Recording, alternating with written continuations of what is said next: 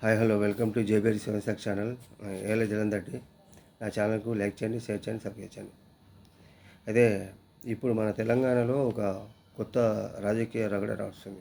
అదేంటంటే పవన్ కళ్యాణ్ గురించి. అతడు అతడు ఇక్కడ రాబోద్దు, అతడు పార్టీ పెట్టొద్దు అని మన తెలంగాణ నేతలు అంటున్నారు. కానీ అది సమంజసం కాదు. ఎందుకంటే ఆయన ఇష్టం మన ప్రజలు మన దిక్కు ఉన్నప్పుడు ఓట్లు వేసారు లేకుండా లేదు. కానీ మనం అంత బలవంతంగా అతని మీద రుద్దడం కూడా మంచి పద్ధతి కాదని అంటున్నా.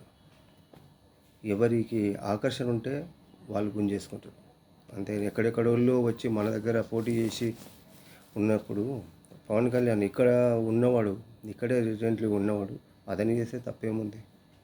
అతను ముందే మామూలుడు కాదు. అటు ఎటువంటి వాడు అంటే పట్టు బిగించనేని తన పట్టుదలను సడలించగా బూనడు, ఏ గొట్టు మొగాడు గాని అదరగొట్టగలేరు మరెవ్వరు, దూషణం తిట్టిన తిట్టకేడ్వకను ధీర పరాక్రమందు శత్రువున్ పట్టి పడేసేడంత ఘన పౌరుషమున్ గలవాడ తండగున్.